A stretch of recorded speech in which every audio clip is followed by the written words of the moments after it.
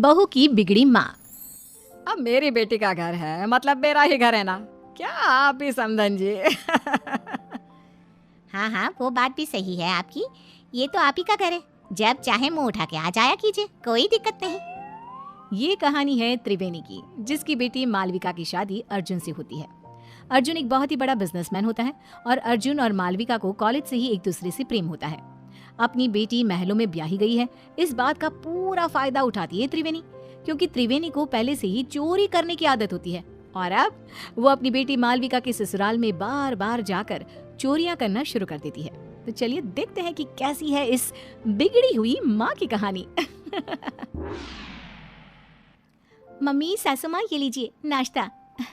माँ, ये बिस्किट्स आप मत खाइए, ये शुगर फ्री बिस्किट्स सासू माँ के लिए हैं, इन्होंने खास विदेश से मंगवाए हैं।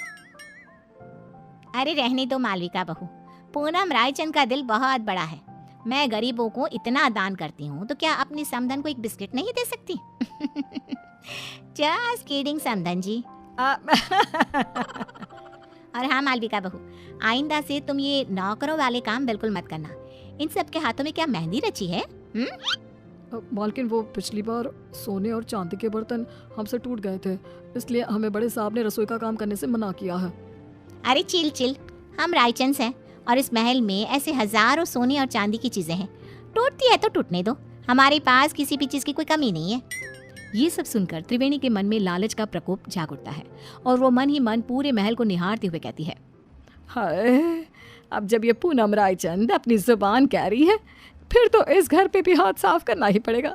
अपनी बेटी का ससुराल है तो क्या हुआ, इसमें कोई लाज शर्म नहीं, उल्टा मैं तो भाग्यवान हूँ कि मेरी बेटी एक महल की बहू बनी है।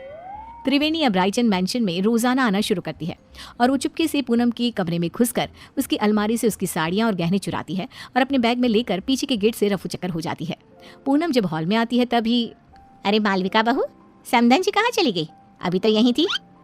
सासू माँ, वो मम्मी को ना आज मंदिर जाना था, आज कोई बड़ी पूजा है वहाँ, इसलिए वो चली गई। पूनम जब अपनी साड़ियाँ और गहने गायब दिखती है तो, ओफो, लगता है फिर से मैं अपनी साड़ियाँ और गहने कहीं रख कर भूल गई। लगता है लॉन्ड्री में गई है साड़ियाँ और गहनों को पॉलिशिंग के लिए दिया होगा।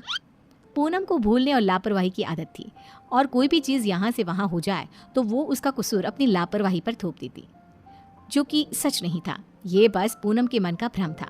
ऐसे ही त्रिवेणी कभी रसोई में से चांदी और पीतल के बर्तन, कभी महल के मंदिर में से महंगी मिठाइयाँ, कभी कोई फ़ोन, कभी कोई घड़ी, तो कभी तिजोरी से पैसे चुराती रहती और महल में कानों कान किसी को भनक तक नहीं लगती। एक बार, अरे ये क्या मालविका, हमारी तिजोरी खाली और खुली क्यों है? इसका मतलब घर में चोरी हुई है। तुम रहती कहाँ हो? तुम्हारा हमारे कमरे पर ध्यान नहीं रहता है क्या? ये क्या बेतुकी बात कर रहे हो आप अर्जुन? मैं इस घर की बहू हूँ और मेरे कंधों पर दुनिया भर की जिम्मेदारियां रहती हैं। अब क्या मैं कुर्सी लगाकर कमरे में बैठकर चौकीदारी करती रहूं? वही रह गया है क्या? पूरे महल के हाउसकीपिंग स्टाफ और सिक्योरिटी को एकत्रित किया जाता है और सबकी तलाशी ली जाती है।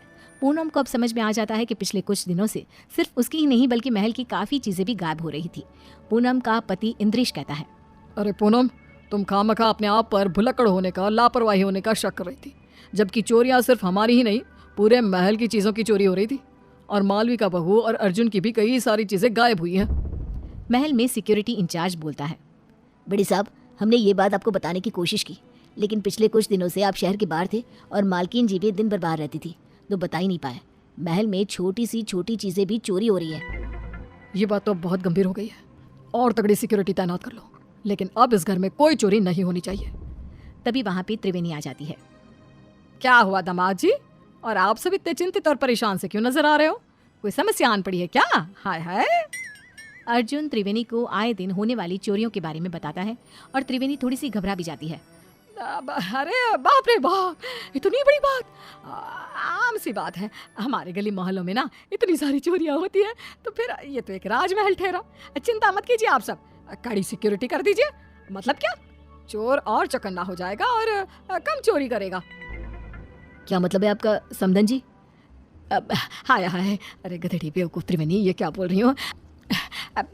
बैल मुझे मार जैसी समस्या खड़ी मत कर त्रिवेणी। समधन जी, किस सोच में डूब गई आप? अब कुछ भी तो नहीं समधन जी, समधी जी, मैं तो बस ये कह रही हूँ कि आप अपना सारा सामान सहज के छुपा के रखिए। इसमें भलाई होगी आपकी। पूनम को त्रिवेणी के इस व्यवहार पर थोड़ा सा शक आ जाता है। त्रिवेणी अब से रायचंद मैंशन में आना जाना कम कर देती है अपने घर में। बस अब अपना अगले कुछ दिनों तक का स्टॉक तो मैं भर लाई हूँ। अब वहाँ रायचंद मेंशन में मामला काफ़ी गर्म है। जब तक वो ठंडा नहीं हो जाता मैं वहाँ तीज त्योहारों में ही आया जाया करूँगी, क्योंकि अगर मैं वहाँ गई तो चाहे मैं एक चम्मच ही क्यों ना लूँ, उसे भी चोरी करने से अपने आप को रोक नहीं पाऊंगी। क्या करूँ, आदत से मजबूर जो हूँ। और बेवकूफ रायचंद, उन्हें तो पता भी नहीं कि आस्तीन का सांप रोज उनके घर में आकर चोरी करके जाता है। बेचारे जितने माला माल हुए उतने ही कंगाल भी हो गए।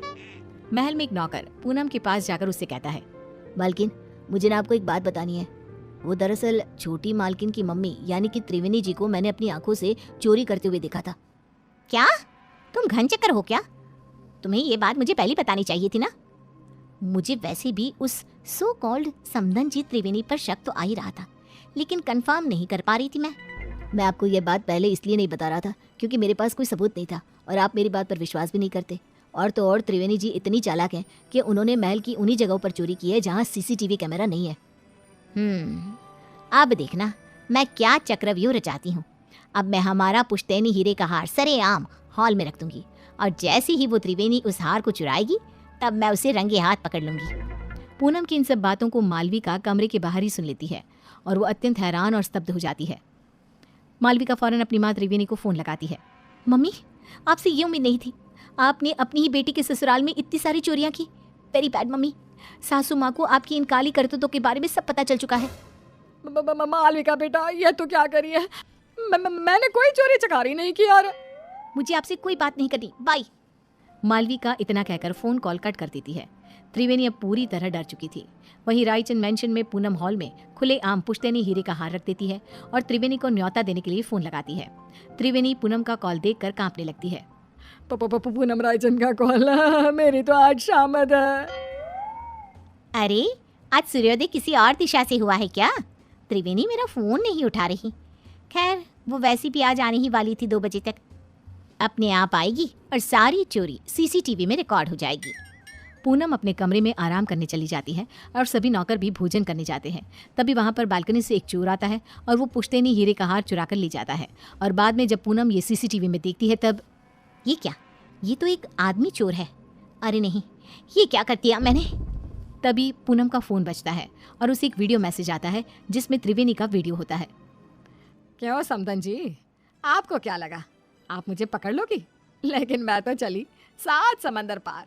अब आप मुझे कभी पकड़ नहीं पाओगी। मेरी मालविका का ख्याल रखना और अपने सामान का भी। त्रिवेणी, तुम्हारी इतनी हिम्मत!